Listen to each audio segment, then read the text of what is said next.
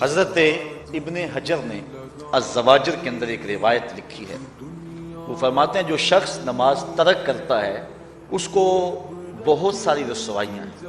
وہ کہتے ہیں پہلی بات تو یہ ہے کہ اس کی عمر میں برکت اٹھا لی جاتی ہے. دوسری بات اس کے چہرے سے صالحین کا نور اتار لیا جاتا ہے. تیسری بات وہ کوئی بھی عمل کرے اس کا ثواب نہیں ملتا اس کو. یہ دنیا پر اس کو سزائیں ہیں. چوتھی سزا دنیا پر اس کو یہ ملتی ہے اس کی دعائیں قبول نہیں ہوتی.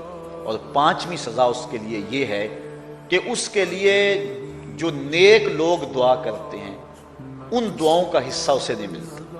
مومن نیک سحری وقت اٹھ کے دعا مانگتے اللہ پوری امت پر کرم کر دے تو یہ بھی امت میں شامل ہے. دعا اللہ والے کی تو قبول ہوئی لیکن اس کا حصہ نکال دیا. اور جب وہ مرنے لگتا ہے نزا کے وقت تین اس کو سزائیں ملتی. ایک تو بھوکا مرتا ہے, دوسرا پیاسا مرتا ہے, تیسرا ذلیل ہو کے مرتا ہے. اور قبر کے اندر اس کو تین سزائیں ہیں.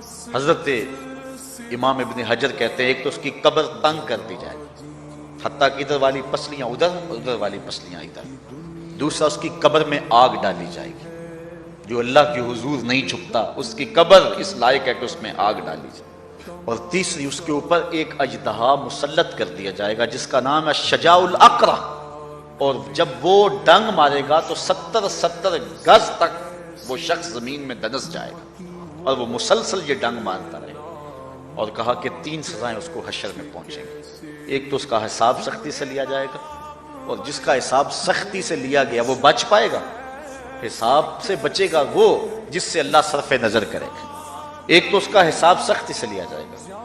دوسرا اللہ تعالیٰ جل شانہ اپنے قہر و غضب کا اس پہ اظہار کرے گا. اور تیسری اس کو سزا یہ دی جائے گی کہ اس کو جہنم میں ڈال دیا جائے گا. ساتھیاؤ, میں اور آپ آج کی اس بزم میں یہ پختہ عزم کر کے اٹھیں کہ آج ہم خود بھی اور اپنی اولاد کو بھی اپنے دوستوں کو بھی. میرے والد گرامی فرمایا کرتے تھے جس سے دوستی ہونا اس کی انگلی پکڑ کے دین کی راہ پہ لے آؤ. یہ دوستی کا حق ہے. اس کے لیے آپ بہت کچھ کرتے ہیں لیکن اگر اس کو دین نہیں دیا تو کچھ بھی نہیں دیا. کوشش کرو میرا دوست ہو اور جہنم میں جائے.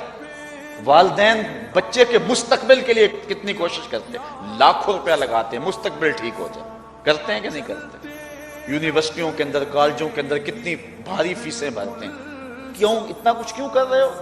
میں نے دیکھا بوڑھا باپ اپنی کمر پہ بوریاں لاد کے مزدوری کرتا ہے. مائیں اپنا زیور بیچ رہی ہیں کہ اولاد بڑھ جائے. میاں اتنا کچھ کیوں کر رہے ہو؟ جی مستقبل ٹھیک ہو جائے. یہ مستقبل کتنا ہے؟ 20-25 سال کا. اور جو اصل مستقبل ہے اس کی فکر ہی نہیں کسی کو.